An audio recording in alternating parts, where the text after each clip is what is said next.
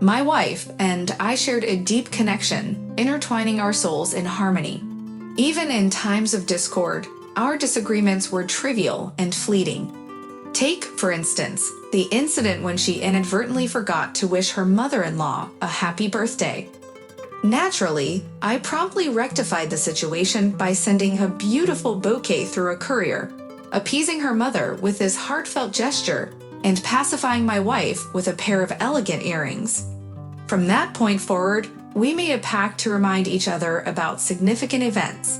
But alas, every fairy tale has its conclusion. The turning point arrived at the onset of summer. As I returned home, I found my beloved wife bustling about, setting the table with great excitement. To my surprise, there were 3 places set instead of our usual 2. "Are we expecting someone?" I inquired, curious about the unexpected arrangement. "My third cousin reached out to me the other day," my wife responded, her cheeks flushed with anticipation. "We haven't seen each other since childhood, and he mentioned that he would be passing through town. I invited him to visit us, and he should be arriving any minute now." Perplexed, I questioned, "Did you ever mention him to me before? Do you have any photographs?" Sensing my skepticism, she reassured me, "I'll check in a moment. Let me quickly go to the bathroom." She delved into the depths of old photo albums, meticulously scrutinizing the images from my formative years. Ultimately, she conceded, "You know what? I believe my mother might have them. I couldn't find any, but don't worry, I'll show them to you someday. Meanwhile, please go ahead and have a seat at the table." At that precise moment, the doorbell chimed, prompting my wife to open it, revealing a tall man with shoulder-length hair standing at the threshold. He appeared to be a good 10 years younger than us. "Sergey," I greeted him warmly, extending my hand to invite him inside. Stas reciprocated the handshake with a firm grip. My wife, somewhat fidgety, took his jacket and guided him towards the bathroom. Meanwhile, on the table, her renowned fried duck emitted a mouth-watering aroma, accompanied by a misty decanter showcasing Naluka. "Well then, let's get down to business," I suggested, pouring shots into the glasses. Without hesitation, my guest accepted the offer, and throughout our conversation, I discovered that he worked as a manager in a construction firm. My wife maintained a watchful eye on him, smiling and ensuring his glass remained filled. As the night grew late, it would have been impolite to insist he find a hotel, so we offered him the comfort of staying with us. The following morning, during breakfast, I proposed to Stas that I give him a ride. "Thanks, but I'll hail a taxi. I still need to find accommodation," he responded. Curiously, my wife chimed in, "Why search? Perhaps Stas could stay here." Seeing no issue with her brother staying with us, I agreed to the idea. On one of the days he was residing in our apartment, I arrived home earlier than usual.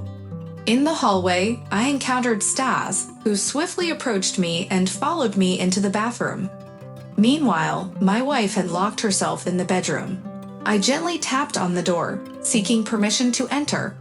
After a few moments, she responded, "Yes, Sirioj, I just decided to change. I got a bit dirty while cooking dinner."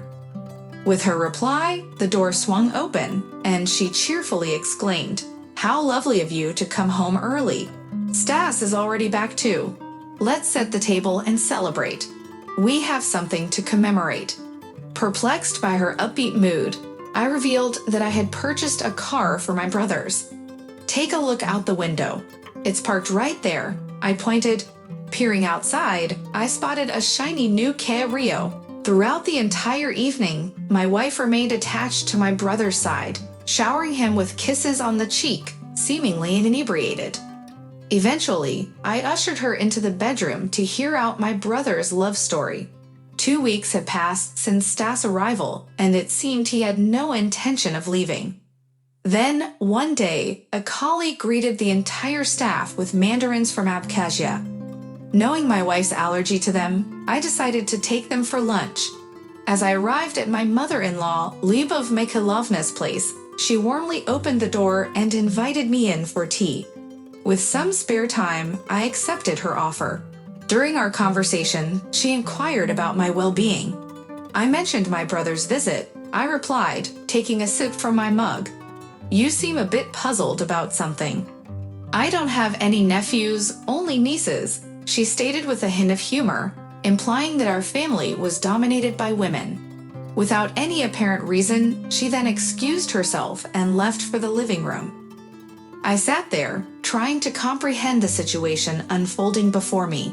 Who exactly was residing in my apartment?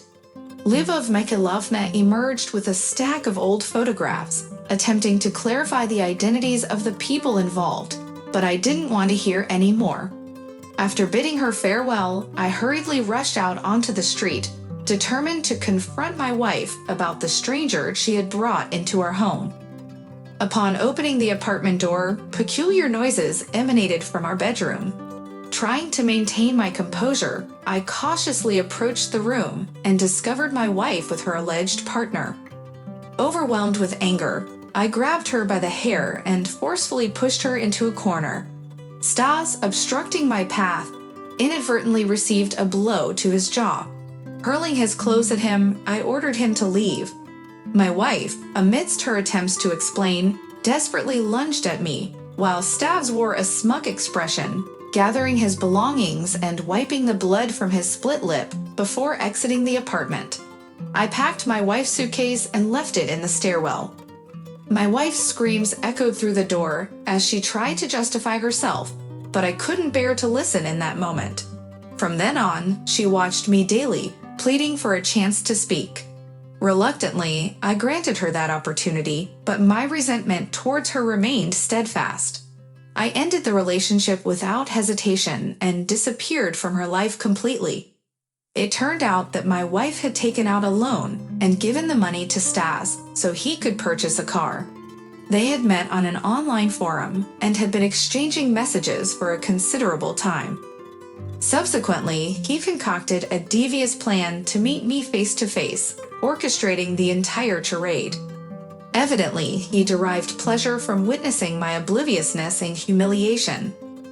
My wife attempted to wipe away my tears, pleading for my forgiveness and professing her love, but I sternly commanded her to cease following me and permanently remove herself from my life. I still struggled to comprehend how she agreed to participate in this elaborate scheme and what her ultimate intentions were.